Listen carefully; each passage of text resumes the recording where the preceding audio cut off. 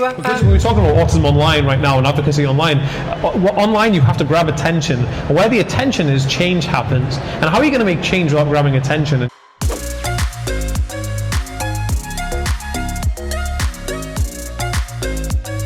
Hey guys, what's going on? We're here today in the Comic-Con again. I'm doing this Comic-Con gig. Basically, we did it in May. We're going to be doing it again today. Doing a panel with Connor from Connor Ward, and also doing the panel with Kevin from the Kevin Chapman family, or the Chapman family, Kevin Chapman's videos. So, yes, I'm going to go do all of that. And it's crazy here in Comic-Con. It's crazy. It's crazy. It's like so many people dressed up as things. But check us out. Cool, how's it going? So I'm Dan, but I'm actually known as my online name as TheAspieWorld. Yeah, I gotta wear my t-shirt. If you don't wear your merch, then what are you doing? Basically, I make online content on autism, ADHD, OCD, dyslexia, and I advocate for it. I do a bunch of stuff. I make content on all platforms. I actually do content with these two guys a lot. And yeah, my channel's won a couple of awards. We're over 100,000 strong on YouTube. It's awesome. So yeah, that's what I'm doing, and I'm glad to be here again for this panel. I would say, yeah, well, the simple answer to the question is yes, I do consider myself an autism advocate, because I advocate for the understanding of autism in a certain way where people aren't kind of used to this kind of stereotypical idea of what autism is, and they're not really understanding it. So advocating for that change and that difference is good. We're making changes with things like Summer in the City and VidCon, and having panels there where kids can actually come and listen to people talk about ADHD and autism and have a place to go and listen to that. Connor's been doing some stuff as well where you advocate for having it's like Summer in the City quiet room for stuff like that. And so I think social in the city, should I say. So yes, I would consider myself an advocate, but at the same time, I'm a content creator, and I think it just falls into that category of just because you're making awareness and you're making fun content to make people kind of engage with autism in a different way, you automatically become an advocate. I don't know if that's if you guys would agree with that, but that's what I feel most kind of things happen. It all helps promote the cause, right? So I think what's the definition of advocate? The funny thing about that though is that if you think about the National Autistic Society, for instance, they're headed, the CEO or the top person there isn't a person who's on the spectrum, and they're still advocating for autism. So it doesn't really mean that because you don't have a condition that you can't support and help that. I mean, most charities for cerebral palsy or cancer and stuff, a lot of those people don't have those conditions, but they're advocating because they want to help. And there's nothing wrong with that. What I would like to say, just one thing on this though, but I say the real advocates, if we look at autism advocates, and I'd say wholeheartedly are the parents who are living it day and night and trying their best every single day. And parents get loads of slack from the autism community, right? Because everyone's oh, they don't understand, they're not on the condition, blah, blah. But it's the parents who are living that kind of every day and night, doing their best, tirelessly, and the parents need more splitting the two ideas into this. So when you're a creator advocating for autism or a specific kind of disability or ability, whatever you want to call it, and you have to split it up into two things. You have to earn money, you have to do something as your job, and then you can also look at the work that you do. I don't think you should cross the paths of being I'm taking money from supporting autism. I don't think it's something like that. It's hey, I'm doing this work, you should be paid for the work that you do, because it's the amount of hours we put in is ridiculous. I mean, I work I don't know, something just ridiculous, 20 hours a day. Okay, no, it's not realistic. Well, actually, I probably do. I only sleep 5 hours a day, so I probably work in 20 hours a day. But that, you think you should be compensated for the work that you do. There's nothing wrong with that. And everybody who works in charities and stuff, they have a wage because they still need to live. You can't just do stuff for free, because then you'll just be a charity case yourself, won't you? Connor phoned me about it. I was on the phone with Connor. He's do you see Kevin's thumbnail? Do you see his video title? I was it was a text. Oh no, it was a text. It was a text. We do speak most days, but it was a text. And I was what is it? And I was I expected something shocking. But on the contrary, what Kevin was saying is that because we were talking about autism online right now and advocacy online, online you have to grab attention. And where the attention is, change happens. And how are you going to make change without grabbing attention? And to me, it's how do I grab people's attention? You have to grab them. You have seconds, literally an umbop to catch someone's attention on the thumbnail. Once they're on the video, then you have to show them 9 seconds of something that's going to really get them that attention, so you can then tell them the story. And the story is the thing that's going to change their life and change other people's lives. And if you're not doing that, then you're not, in my eyes, you're not making a big impact, you're not making a big change. And I'm all about that. I'm all about let's push this button, let's make this big change. And I think what Kevin was doing is Kevin was highlighting the issue and making it that shock impact when people see he ate shoes, and it's going to make people click on it. But that's not really exploiting somebody, that's actually just grabbing that attention. People do daily, don't they? It was a good one though, and I think it's a good thing to highlight that, do people exploit stuff? And I guess there are some people who do exploit things on the internet, but you can see it. There's a clear definition between exploitation and just attention grabbing, and there's nothing wrong with attention grabbing.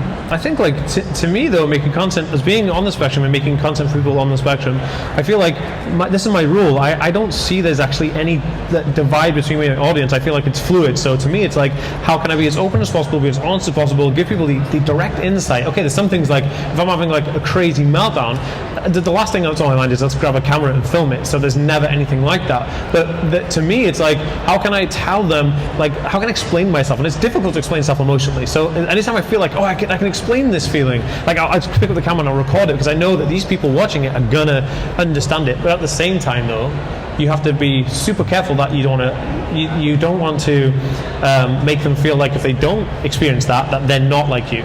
So I think that's what makes the videos quite successful, or makes them kind of engaging, is because people can relate to it super, and you don't have to do too much to get to relate. They're just like, they're kind of ostracized from it a little bit. But I try and bridge that boundary actually. I try and educate people who are neurotypical and give that kind of like relatability content for people on the spectrum. And personally, I think it's cool. If people want to use ad block, that's fine. Do you? If whatever makes you comfortable to watch my content or digest the stuff I do, that's fine. So I would say that my income from YouTube is only a small percentage of my revenue. As creators, we create revenue from all kinds of stuff like Patreon and merchandising and advertising and other platforms and brand deals, and there's so many different ways that you can create revenue. So I don't think ad block damages anybody financially, but I do understand and I sympathize with those people, and I say, okay, fine, if it works and you can digest my content with ease, do it. Like, do it as much as you can. At my start of accident, really, really simply, I put a video out on YouTube that I recorded on my first ever video. If you go to my YouTube channel and look at the first video I ever posted, it's terrible. I'm not even looking at the camera, it's on an iPad, bad lighting, bad sound. And I just put this video up because I never saw any content relating to Aspergers syndrome specifically on YouTube that was any good. And not like I was saying that I was good, I just wanted to add to it. So I put it on, I didn't think anything about it. And then I checked about 7 months later, and thousands of people had subscribed to this thing, and I was like, oh shoot, like I need to make, they're asking for more videos, so I just started making more videos, and it kind of just snowballed from there. It was never my intention. It's bizarre, and I was doing other stuff at the time. I worked in a different job, and it was weird. It just kind of snowballed into that. But now I realized that like one of the things that I was doing was putting fun content on the internet that was not like, it was fun, upbeat content about something that's normally perceived as a negative. How do I help my kid? They're on the autism spectrum, and that's why I continue to do it, basically. There's only been 2 really good times to start a YouTube channel. One was 2005, which was great, the golden days, and the next one is right now. So if you want to start a YouTube channel, if you want to become an influencer, if you have a message to share that you think is going to bring value, do it right now, and just don't think about it. Just go out there, start recording, and don't worry about your first 50 videos, because they're always going to be rubbish, right? You might be amazing, and you put like 50 great videos out, and I envy people like that, but just do it, and don't think about it too much, because people overthink it. One thing I will say, though, is hard work is directly proportional to success. If you work your butt off, you will be successful in anything you do, and that goes to anything, and I swear down, like that is it. That's the secret recipe. If you want any secret, work hard every single day. No, I love the challenge. I love it. Like if I feel like anything that's worth having should be hard work, because nobody got anything for free that was ever worth having, man. So yeah, just do it. I love it. Love the task. I think like self-realization is something that we're all searching for all the time, and like knowing ourselves, and that self-knowing. When I was diagnosed at age 26 with Asperger's syndrome, I'd had like other diagnoses before this, like of all kinds of stuff, and then it was like in the 90s when I was a kid and nobody could diagnose it when I lived in Wales. It was ridiculous. But like having that when I was 26 years old, like having that, like, oh goodness, like that's what it gives kind of almost like a self like realization, and I think that was just golden for me. It's a personal confidence and motivational thing, which is incredible. But like Connor said, on a societal scale, access to support and help, you definitely need a formal diagnosis, and I think that's paramount. Yeah, sorry, and I think you're absolutely right, and I think like self-realization, no, but to me it's like that knowing, it's kind of like a peace of mind. That's what the word I was looking for, peace of mind. Really recently when Greta Thunberg was attacked in the media, everyone was just like, outraged. That was awesome. But I enjoy being a part of any community that helps each other, and I think that's amazing. So like that's really interesting. Well, there's 2 things really. Okay, so the first thing is that the academic structure of schooling currently up to high school age hasn't been changed for about 100 years. It's not set up to accommodate the lives recognizing the abilities of children today and the difficulties we have today. The second thing is that SEN, the problem with SEN itself is that they are not listening to the feedback that they get from the kids. They're kind of saying that, how can I explain? They go off a curriculum-based set of rules, and those rules are implemented by doctors and psychiatrists and et cetera, but they're not the people taking the feedback directly from the people who have the conditions. So what the SEN community needs to do on an academic scale is flip that and take the data that they're receiving from doing these things, and rather than force them into this box that the SEN have said, this is the standard, they have to follow these tick boxes, and go get the kids to do these, and if they fail, then they failed this class. But they need to then look at, okay, what do they do? And then take that data and then change how they do it. And it has to be done on an individual basis. It can't be standard. Do you know what? It's funny you say that really, really quickly. When I was in primary school in the 90s, they didn't know anything about autism and stuff. So when they used to go on the school trips and I couldn't go out because of the anxiety, they'd lock me in the classroom on my own. Imagine there was a fire in that school. Oh my God. The 90s was a crazy time. But honestly, like I think that SEN needs to learn from the people who have the condition. I think that definitely needs to change. We have a lot of work to do, and I think we'll get there. It just, advocacy helps. Thank you very much. Awesome. Right, okay, let's do it.